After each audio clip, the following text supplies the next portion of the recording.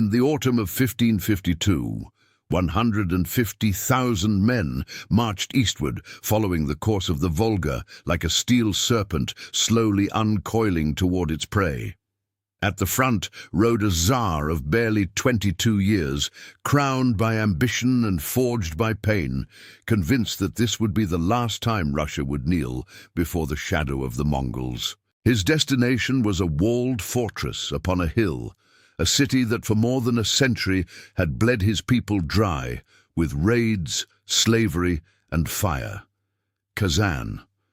But what that Tsar did not imagine was that behind those walls he would not find surrender. He would not find fear.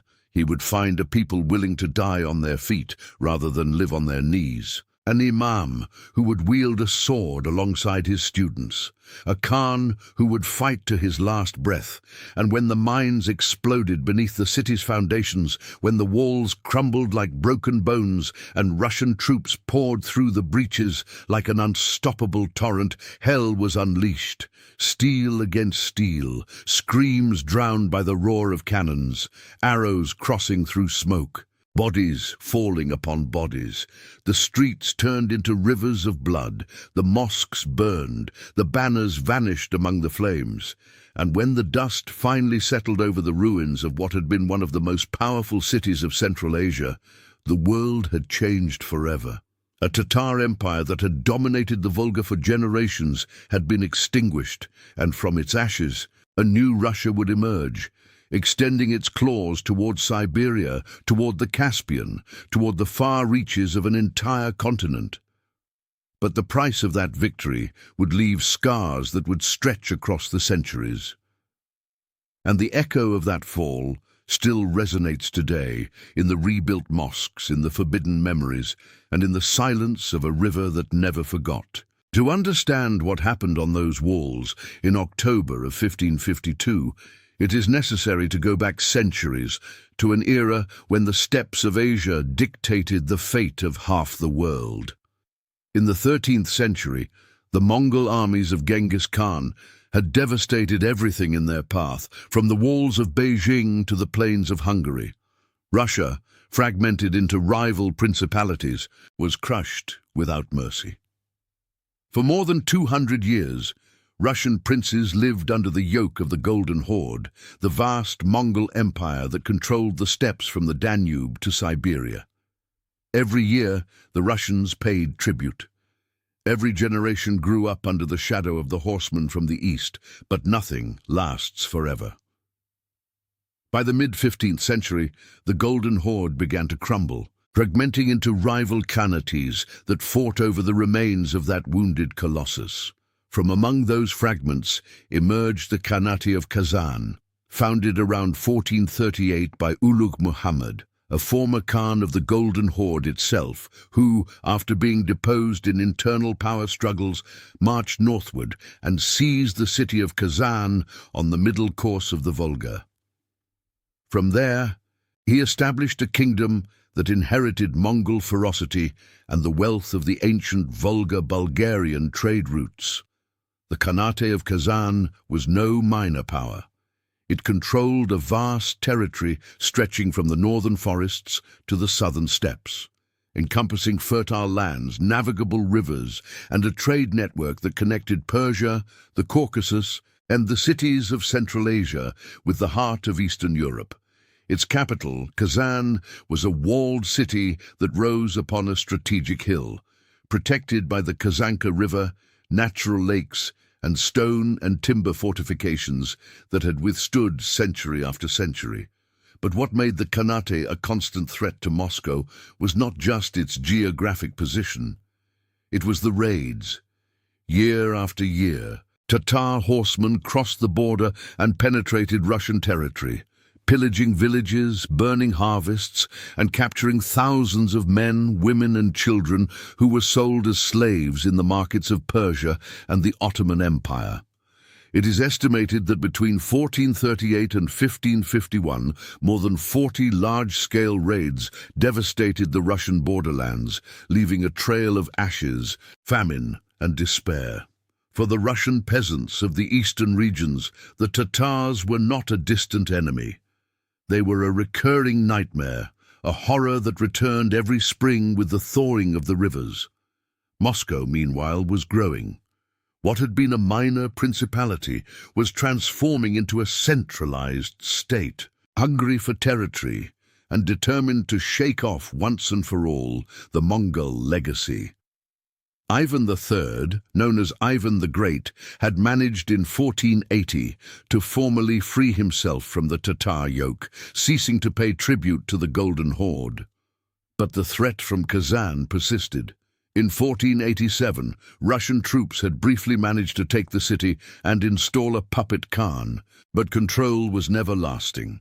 The Khanate's internal factions swung between supporters of Moscow and supporters of the Crimean Khanate, which was in turn backed by the mighty Ottoman Empire.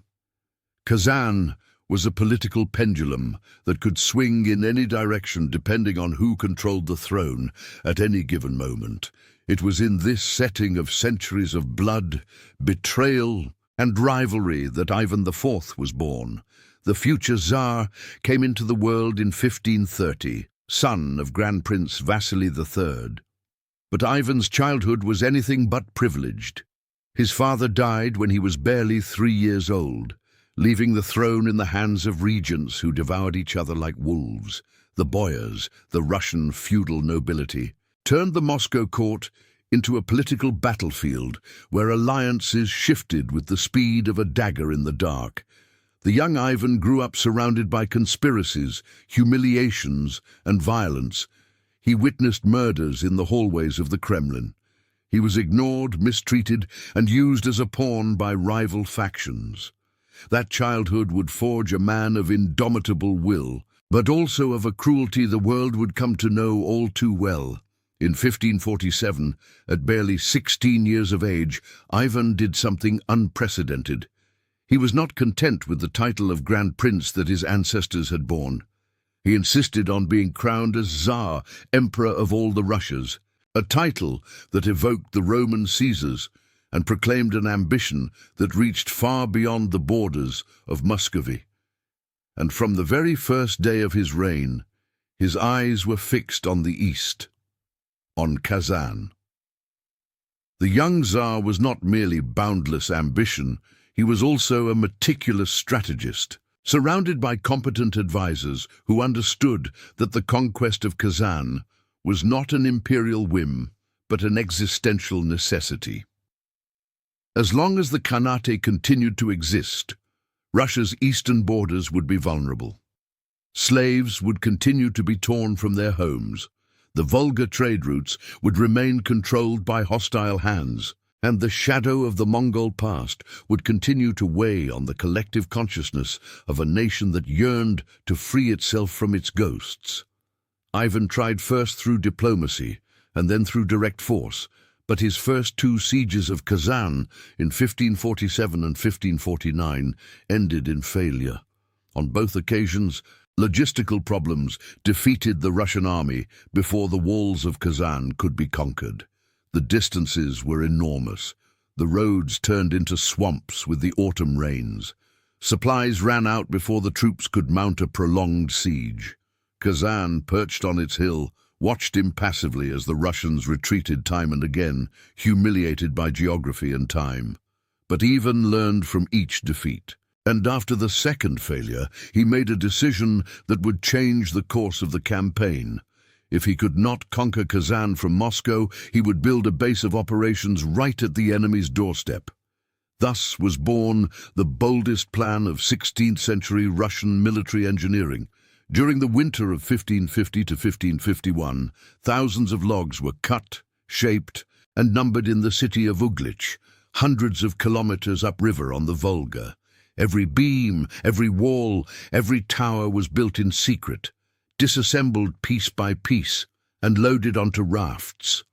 When spring melted the ice, that immense wooden puzzle descended the Volga to a strategic promontory just 30 kilometers from Kazan, where the Sviaga and Volga rivers met. 75,000 men worked without rest. In just 24 days, the fortress of Sviazhsk rose upon the hill, complete with walls, towers, churches, and storehouses.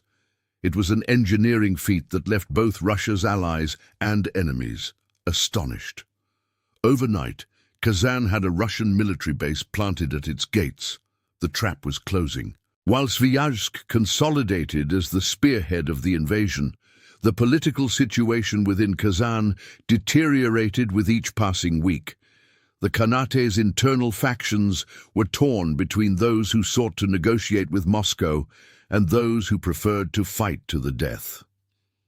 In 1551, the Russians briefly managed to install Shah Ali, a Khan loyal to Moscow, on the throne of Kazan. But his rule was short-lived. The patriotic faction, backed by the Nogai horde and sympathetic to the Crimean Khanate, overthrew him and placed on the throne Yadigar Muhammad, a Nogai horde prince determined to resist Russian expansion.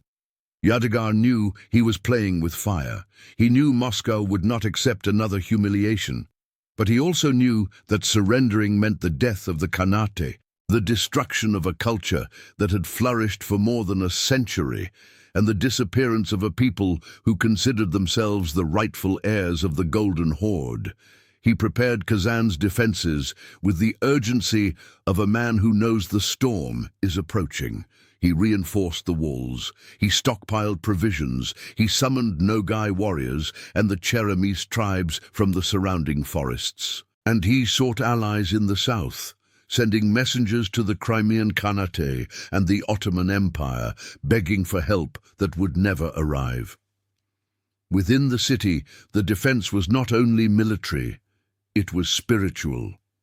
Imam Kol Sharif, the most prominent religious leader of Kazan, became a central figure of the resistance. From his madrasa beside the great mosque of the city, Kol Sharif did not merely preach the faith, he organized his students as fighters. In that autumn of 1552, men of faith became men of war. Books were replaced by swords. Prayers gave way to battle preparations. Kol Sharif embodied the soul of a city that refused to die in silence.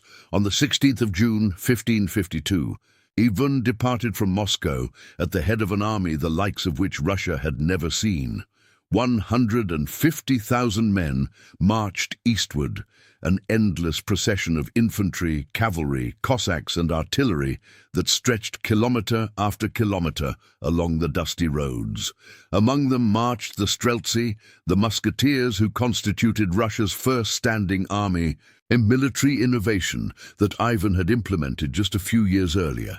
They carried with them 150 cannons, a colossal artillery train that advanced slowly on wooden carts, and a contingent of engineers and sappers that included foreign experts, among them an enigmatic engineer known in Russian chronicles as Rosmysl, believed to have been an Englishman named Butler, a specialist in siege techniques. The army also included, in a cruel irony of history, hundreds of Tatar nobles who had deserted Kazan and joined Moscow, fighting against their own people for promises of land and power. According to some Tatar historians, more Tatars fought on the Russian side than in the city's defense. The conquest of Kazan was not merely a clash between civilizations, it was also a civil war. The Russian army advanced first southward toward Kolomna, where a force of Crimean Tatars under the command of Devlet Giray attempted to divert attention with an attack on Tula, but the maneuver failed. Russian troops repelled the Crimeans near Tula and then turned eastward, following the course of the Volga toward their destination. Rafts laden with cannons and supplies descended the great river while the infantry marched overland. The summer heat punished the men. Dust clung to skin and armor, but no one stopped. No one hesitated.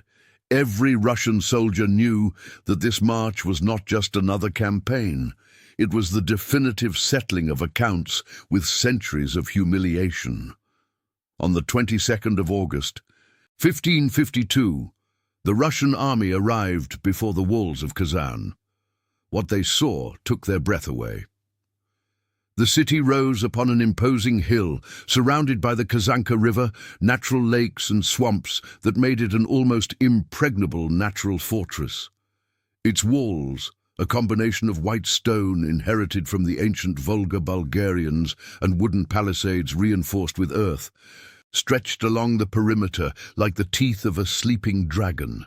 Watchtowers peered over the walls, and behind them the minarets of the mosques rose toward the sky like fingers pointing upward, as if imploring divine protection. Within those walls, the defenders waited. The exact numbers are a matter of debate among historians, but sources agree that the Kazan garrison consisted of several thousand Tatar warriors, to whom were added 10,000 Nogai horsemen and contingents of Cheremish tribes stationed in the forests to the north and east of the city, with their base at the fortress of Archa. It was not a negligible army, but against Ivan's 150,000 men, the disproportion was overwhelming. The siege began with the relentless methodicalness of a war machine that knows no haste. Ivan ordered the city completely surrounded, cutting off all possibility of reinforcement or escape. The Russian cannons were placed in elevated positions and began to bombard the walls from the 29th of August. The thunder of artillery echoed day and night, a perpetual roar that shook the city's foundations and the nerves of its defenders. The Tatar cannons initially responded, but the numerical superiority of the Russian artillery soon silenced them. One by one, Kazan's cannons were destroyed or dismounted by enemy fire, leaving the defenders with no capacity for long-range response. While the cannons roared, Prince Alexander Gorbaty-Shusky, the commander-in-chief of the Tsar's army, launched operations to neutralize the Tatar forces operating outside the city.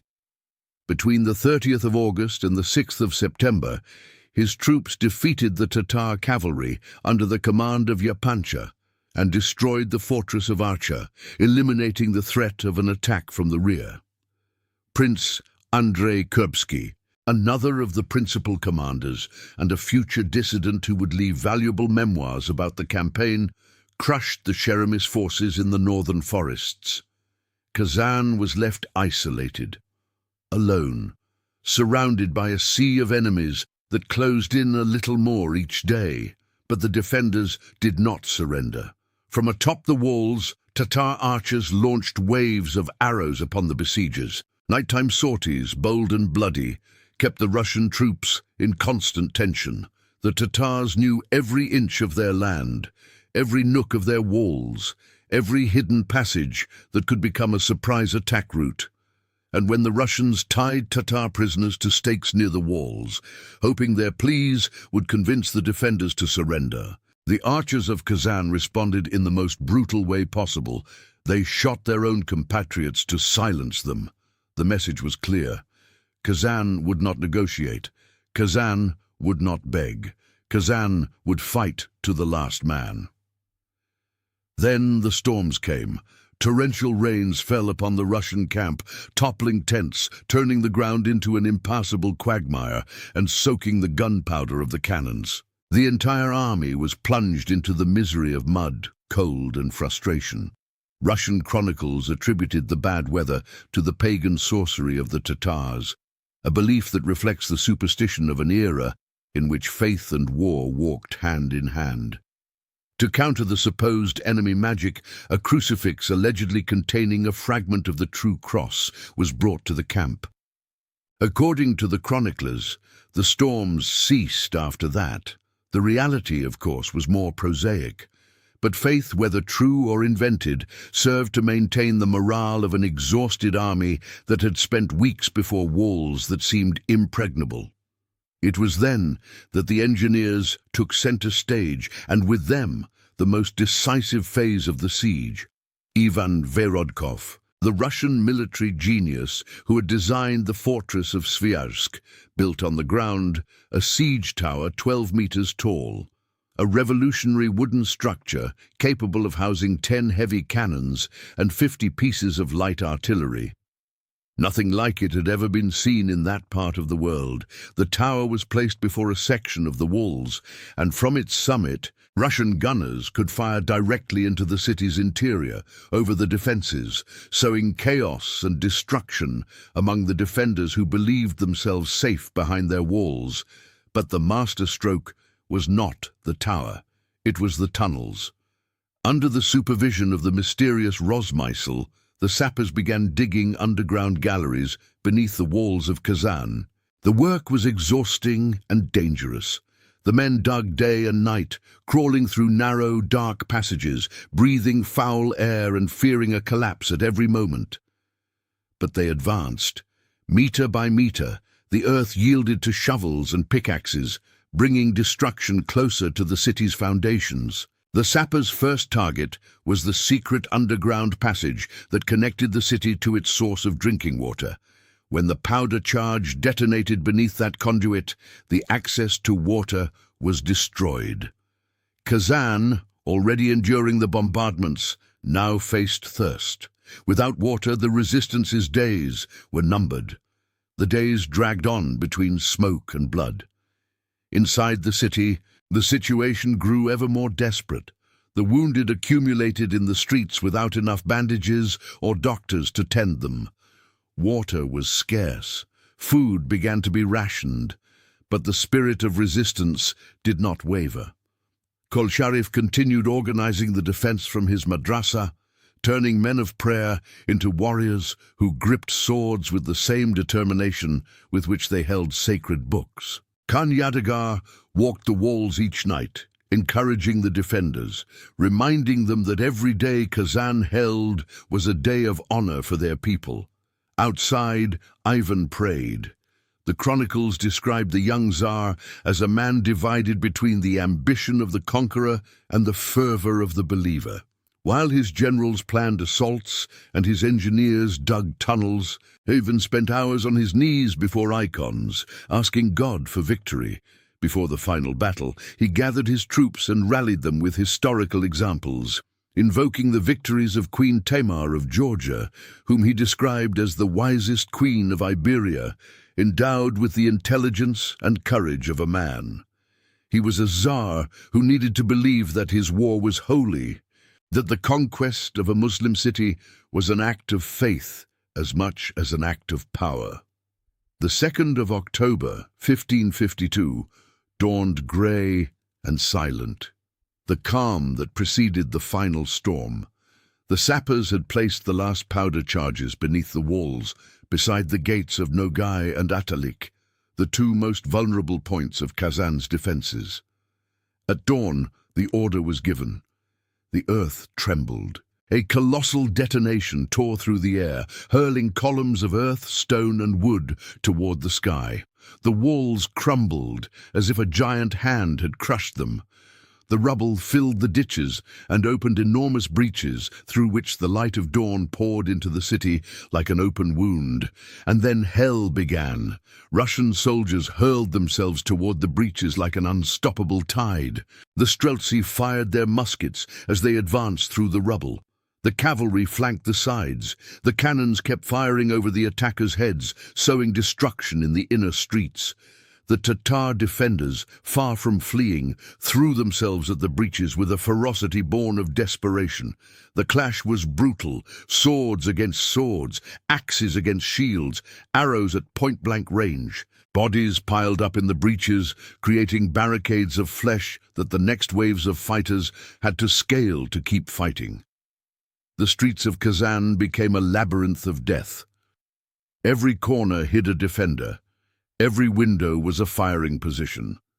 Civilians fought alongside soldiers, armed with whatever they could find: knives, stones, farming tools, anything that could wound or kill. Women hurled boiling oil from the rooftops. The elderly blocked streets with overturned carts. Children ran among the ruins seeking a refuge that no longer existed. The entire city had become an organism fighting for its survival with every fiber of its being. In the great mosque, Kolsharif made his last stand. Surrounded by his students, the imam fought like a warrior born for the sword and not for the book. The chronicles, both Russian and Tatar, agree that Kolsharif died fighting alongside his disciples, defending the madrasa and the mosque until the flames consumed them. According to legend, he fell upon the mosque's roof, sword still in hand, while around him the world he had known crumbled to ashes. His death became the most painful and most noble symbol of the fall of Kazan, a man of faith who died as a man of war, defending not just a building but an entire civilization. The street fighting lasted hours. The surviving Tatars were cornered in the citadel, the last defensive stronghold in the heart of the city. There, surrounded on all sides without water, without ammunition, and without hope of reinforcement, the defenders made their final choice. A group attempted to escape toward the northern forests, seeking a corridor of flight through the Russian lines. But they were intercepted. Ivan's troops pursued them without mercy, cutting off the retreat and annihilating those who did not surrender. Khan Yadigar Mohammed was captured along with the Nogai leader Zainash. With the fall of their commanders, organized resistance collapsed. What followed was a massacre. The Russian troops, driven mad by weeks of siege, by the storms, by fallen comrades, and by the ferocity of the Tatar resistance, unleashed themselves upon the city with a violence that the chronicles describe without shame. The killing was indiscriminate. Soldiers and civilians alike fell beneath Russian swords.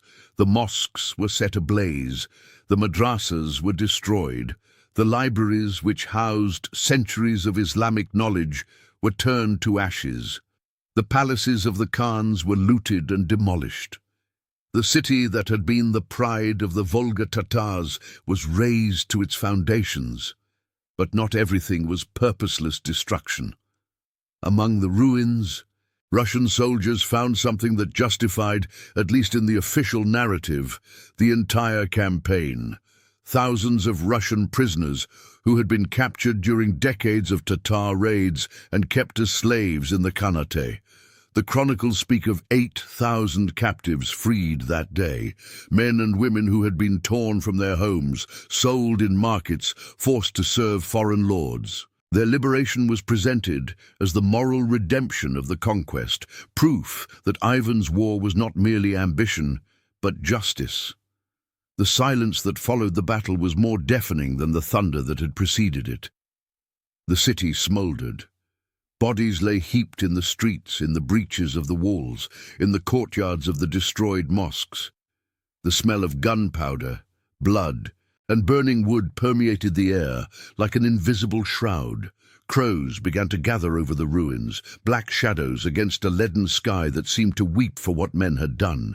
Russian soldiers, exhausted to the bone, sat among the rubble with swords still blooded, too tired to celebrate, too scarred by what they had seen to feel anything but a profound emptiness. Ivan entered the conquered city like a Roman emperor entering a subjugated province.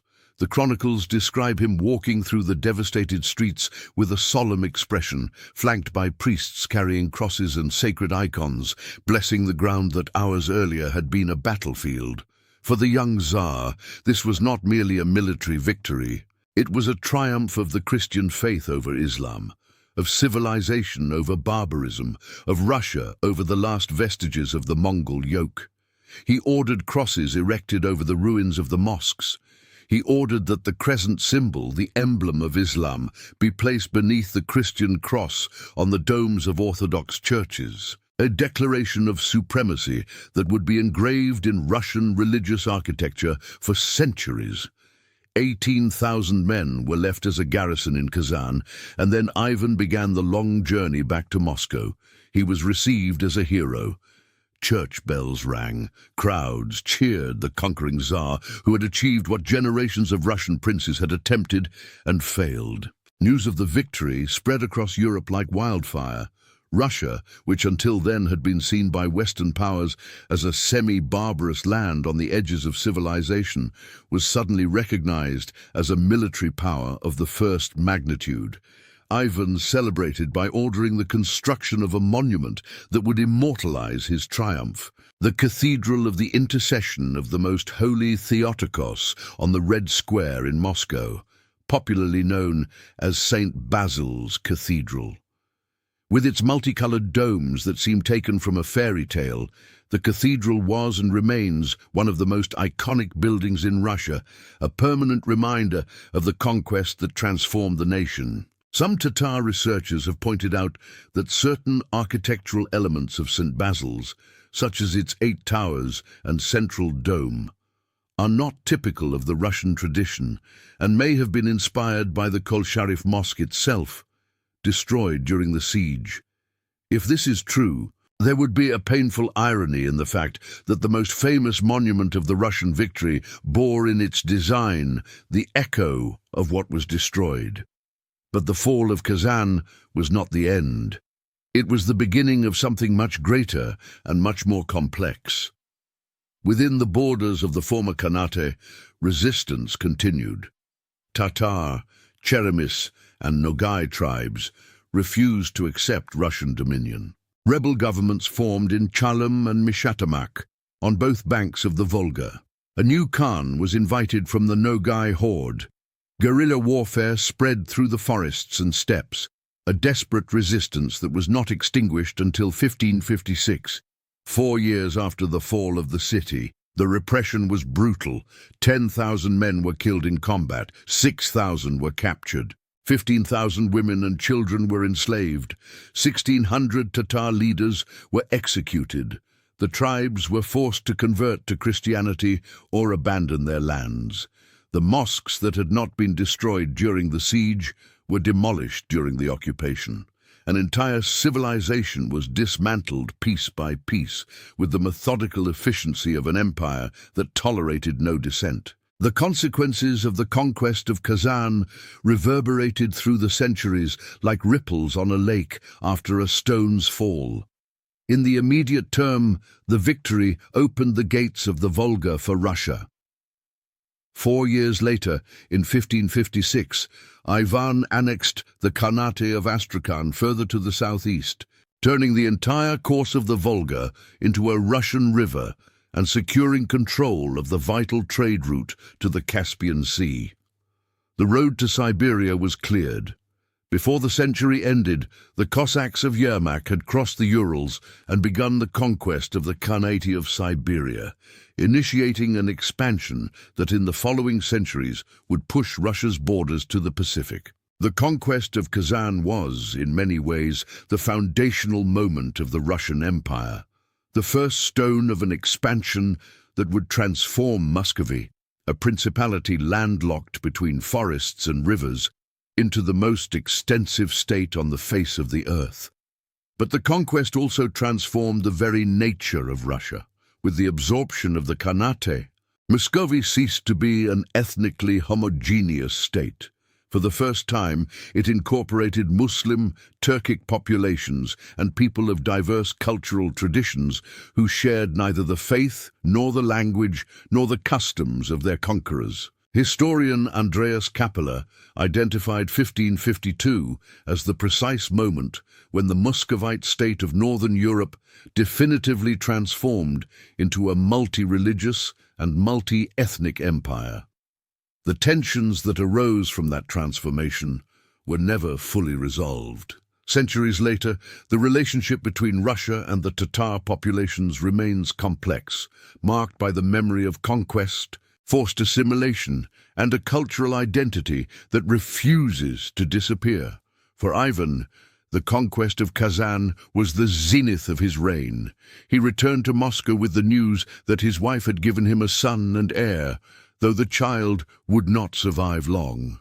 The years that followed would bring a dark transformation in the Tsar's character. The death of his first wife, Anastasia, in 1560 plunged him into a spiral of paranoia and cruelty that earned him the sobriquet that history assigned him: Ivan the Terrible.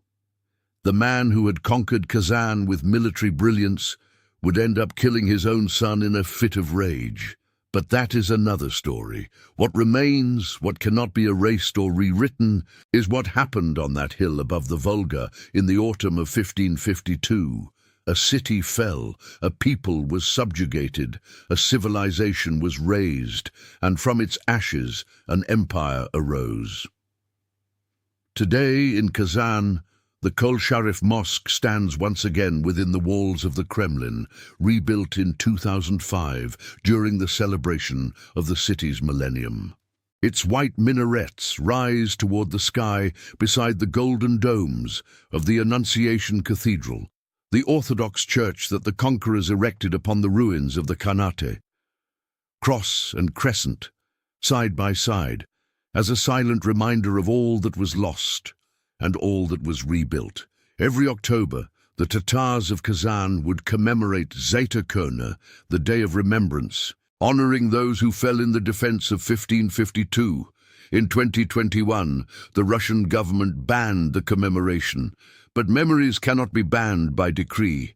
They live in the stones of rebuilt mosques, in the street names that remember fallen heroes, in the books that tell the story of an imam who died with a sword in his hand, in the silence of the river that flows beneath the walls, eternal and indifferent, carrying with it the echoes of a day when the world changed. Because there are battles that transcend their time. There are moments when the fate of entire nations is decided in a few hours of blood and fire. And what happened in Kazan in 1552 was exactly that. It was not merely the fall of a city. It was the birth of an empire. It was the end of an era and the beginning of another. It was the last toll of a world that was fading and the first of one that was yet to come. The Volga keeps flowing, silent, eternal, indifferent to the empires that rise and fall on its banks. But if you pay attention, if you stop on the riverbank and close your eyes, perhaps you can hear it. The distant echo of the cannons, the whisper of the prayers, the cry of an imam who refuses to surrender, and the silence, vast and deep, that always comes after men finish destroying one another. Empires rise and fall, borders are drawn and erased. But what endures, the only thing that truly survives the passage of time, is memory. And the memory of Kazan still burns, like a flame that no wind has been able to extinguish, like an echo that no silence has managed to quiet, like a river that never, ever stops flowing.